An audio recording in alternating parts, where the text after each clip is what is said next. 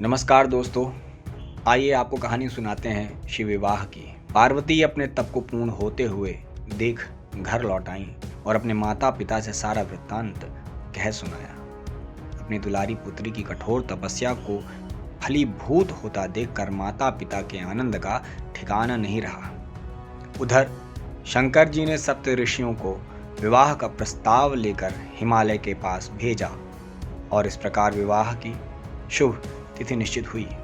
सप्त ऋषियों द्वारा विवाह की तिथि निश्चित कर दिए जाने के बाद भगवान शंकर जी ने नारद जी द्वारा सारे देवताओं को विवाह में सम्मिलित होने के लिए आदरपूर्वक निमंत्रित किया और अपने गणों को बारात की तैयारी करने का आदेश दिया। उनके इस आदेश से अत्यंत प्रसन्न होकर गणेश्वर, शंखकर्ण, केकराक्ष, विकृत, विशाख, विकृतानन, दुंदुभ, कपाल, कुंडक, काकपादोदर, मधुपिंग, प्रमथ, वीरभद्र आदि सभी गणों के अध्यक्ष अपने अपने गणों को साथ लेकर चल पड़े। नदी, क्षेत्रपाल, भैरव आदि गणराज भी कोटि कोटि गणों के साथ निकल पड़े। ये सभी 3 नेत्रों वाले थे। सबके मस्तक पर चंद्रमा और गले में नीले चिन्ह थे। सभी ने रुद्राक्ष के आभूषण पहन रखे थे। सभी के शरीर पर उत्तम भस्म पुती हुई थी। इन गणों के साथ शंकर जी के भूतों, प्रेतों, पिशाचों की सेना भी आकर सम्मिलित हो गई। इनमें डाकनी, शाकनी, यातुधान, वेताल, ब्रह्म राक्षस आदि भी शामिल थे।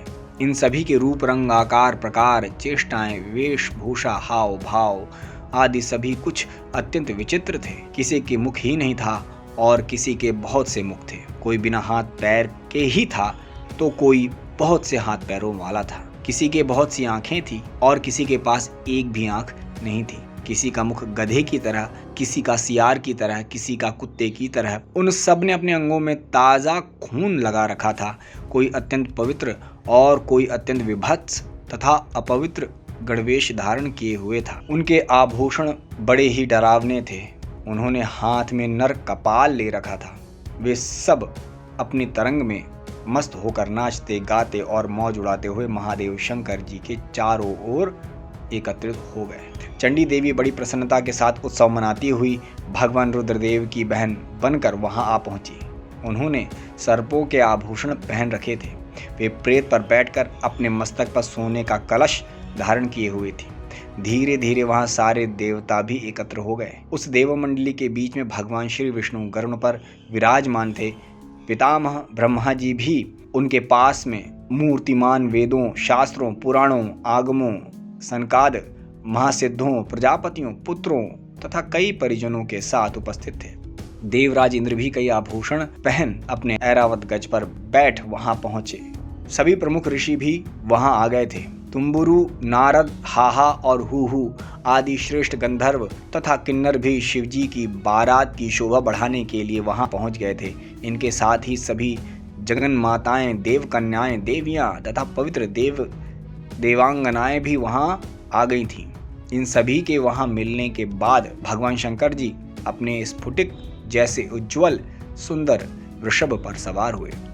दूल्हे के वेश में शिवजी की शोभा निराली ही छटक रही थी। इस दिव्य और विचित्र बारात के प्रस्थान के समय डमरुओं की डम डम, शंखों की गंभीर नाद, ऋषियों महर्षियों के मंत्रोच्चार, यक्षों, किन्नरों, गंधर्वों के सरस गायन और देवांगनाओं के मनमोहक नृत्य और मंगल गीतों की गूंज से तीनों लोग परिव्याप्त हो उठे। उधर हिमालय ने विवाह के लिए बड़ी धूमधाम से तैयारियां की और शुभ लग्न में शिवजी की बारात हिमालय के द्वार पर आ लगी। पहले तो शिवजी का विकट रूप तथा उनकी भूत प्रेत की सेना को देखकर मैना बहुत डर गईं और उन्हें अपनी कन्या का पाणी ग्रहण कराने में आनाकानी करने लगी। पीछे से जब उन्होंने शंकर जी का करोड़ों कामदेवों को लजाने वाला 16 वर्ष की अवस्था का परम लावण्यमय रूप देखा तो वे देह गेह की सुधि भूल गईं और शंकर पर अपनी कन्या के साथ ही साथ अपनी आत्मा को भी न्यौछावर कर दिया। हर गौरी का विवाह आनंद पूर्वक संपन्न हुआ। हिमालय ने कन्या दान दिया। विष्णु भगवान तथा अन्यान्य देव और देव रमणियों ने नाना प्रकार के उपहार भेंट किए। ब्रह्मा जी ने देवोक्त रीति से विवाह करवाया। सब लोग अमित उत्साह से भरे अपने अपने स्थान को लौटकर चली गए। ओम नमः शिवाय।